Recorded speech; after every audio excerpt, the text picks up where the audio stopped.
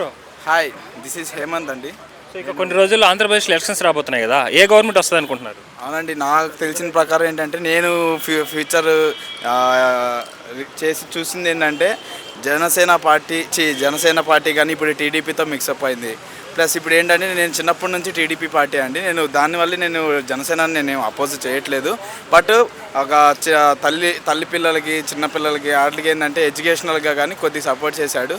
అంతేగాని ట్యాక్సెస్ రూపంలో వీటి రూపంలో అయితే చాలా జనాల మీద ప్రెజర్ అనేది పడింది. ఆ చిన్న ఆ పాలిటిక్స్ అనేది ఆ జనసేన ఇది ఏదైతే ఉందో జగన్ పార్టీ ఏదైతే ఉందో మొత్తము ఒక పొలిటికల్ అంటే రివెంజ్తోనే ఉంటుంది, కానీ అది పొలిటికల్లా ఉండదు. ఒక క్రమ పద్ధతులు అనేది మాత్రం నడవదు ఆ పార్టీ. ఇప్పుడు జగన్ గారు 175 గెలుస్తామని చెప్పినారు. ఏ సభలో చెప్పినా అదే మాట అంటున్నారు. ఇచ్చిన సంక్షేమ పథకాలు ప్రజలు చాలా గట్టిగా వెళ్ళాయి. 175 గెలుస్తామంటున్నారు కదా, మరి ఎన్ని సీట్లు గెలిచే ఛాన్స్ ఉంది అనుకుంటున్నారు? బట్ ఎవరి కాన్ఫిడెన్స్ వాళ్ళకు ఉంటుందండి. బట్ ద థింగ్ ఏంటంటే ఇప్పుడు రీసెంట్గా మనం లాస్ట్ ఎలక్షన్స్, ఇప్పుడు తెలంగాణలో ఎలక్షన్స్ కూడా చూసాం. అందరూ కేసీఆర్ గెలుస్తారు అని ఒక స్ట్రాంగ్ కాన్ఫిడెన్స్తో ఉన్నారు. బట్ ఇప్పుడు ఆ స్ట్రాంగ్ కాన్ఫిడెన్స్ ఏంటి, లాస్ట్ వరకు సీఎం ఎవరు అవుతారన్నది టెన్షన్లో ఉన్నారు. కానీ at last final Congress party Revanth గారు గెలవడం జరిగింది. రేపు పొద్దున అదే ఆంధ్రాలో కూడా జగన్ పార్టీ కూడా అలానే అవ్వచ్చు. అతని కాన్ఫిడెన్స్ అతనికి ఉంటుంది జగన్ పార్టీ మీద, వైసీపీ మీద. అలానే ఇప్పుడు టీడీపీ పార్టీ మీద వాళ్ళ కాన్ఫిడెన్స్ వాళ్ళకు ఉంటుంది. అది లాస్ట్ అనేది ప్రజల మీద డిపెండ్ అయి ఉంటుందండి. నా ఓటు మాత్రం పక్కా టీడీపీకి జనసేనకే అండి. ఇప్పుడు బ్రో, హాయ్ బ్రో. అంటే ఇంకా కొన్ని రోజుల్లో మనకు ఆంధ్రప్రదేశ్లో ఎలక్షన్స్ రాబోతున్నాయి కదా, ఏ గవర్నమెంట్ వస్తుంది అనుకుంటున్నారు? ఇప్పుడు వచ్చేసి టీడీపీ జనసేన రెండు ఈక్వల్గానే ఉన్నాయి. అలాగే వైసీపీ కూడా అలానే ఉంది. మ్యాక్సిమం రెండు పోటాపోటీగా ఉన్నాయి. లాస్ట్ మినిట్లో ఏ టైం ఏం జరిగిందో చెప్పలేము. మీరైతే ఎవరు గెలవాలనుకుంటున్నారు? నేనైతే టీడీపీ రావాలని కోరుకుంటున్నాను. ఎందువల్ల? డెవలప్మెంట్ ఉంటుంది కాబట్టి. ఇప్పుడు ఏపీలో అట్లా డెవలప్మెంట్ లేదు, సో అందువల్ల. ఇప్పుడు టీడీపీ జనసేన కలిసింది కదా, అవును. సో ఎలా అనిపిస్తుంది?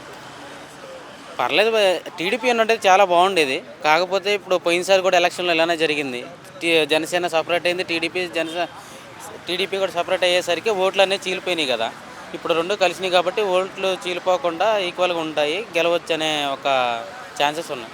సో చంద్రబాబు నాయుడు గారికి జగన్ గారికి ఇద్దరు మధ్య తేడా ఏంటంటే, జగన్ ఏంటంటే ఎంతసేపటికి రూపాయి పెట్టేసి 10 రూపాయలు తీసుకునే రకం. ఈయన తీసుకున్నా కానీ పెడతాడు. పనులు కానీ డెవలప్మెంట్ కానీ చాలా మంచిగా ఉంటాయి. సో ఇప్పుడు జగన్ మద్యపాన నిషేధం అన్నాడు కదా, అవును, జరగలేదు, అసలు ఏమాత్రం జరగలేదు. ఇంకోటి ఏంటంటే గుడివాడ సైడ్ మాత్రం ఇచ్చే ఎంఆర్పీల కంటే ఇంకా 30 రూపాయలు ఎక్స్ట్రా అమ్ముతున్నారు వాళ్ళు. అదే అంటే రౌడీజం చేస్తున్నారు. సో లాస్ట్ టైం జగన్ గారికి 150 సీట్లు వచ్చాయి కదా, ఈసారి ఎన్ని సీట్లు రాబోతున్నాయి? ఈసారి ఒక 50-60 రావచ్చు. తక్కువే, మ్యాక్సిమం చాలా తగ్గిపోతాయి. సో పవన్ కళ్యాణ్ గారు టీడీపీ లాస్ట్ టైం పవన్ కళ్యాణ్కి ఒక సీట్ వచ్చింది, టీడీపీ గారికి 23 సీట్లు వచ్చాయి కదా, ఈసారి ఎలా ఉండబోతుంది? ఇద్దరు పొత్తులు వెళ్తున్నారు కదా. అవును, ఆల్రెడీ డివైడ్ చేసుకున్నారు కదా సీట్లు, ఇంకా వస్తే ఈక్వల్గా చేసేసుకుంటారు. ఇంకా అలాగే ఇప్పుడు వైసీపీ వాళ్ళు ఈరోజు కామెంట్ చేస్తున్నారు, సో చంద్రబాబు నాయుడు 80% గెలవరు, వాళ్ళకి వచ్చేది 30 సీట్లు 40 సీట్లు అంటున్నారు. దాని గురించి అదేం లేదు. వన్ ఓట్ నెక్స్ట్ ఆంధ్రప్రదేశ్కి ఎవరు సీఎంగా చూడాలి? నేనైతే చంద్రబాబు అవుతాడు అనుకుంటున్నాను. Thank you.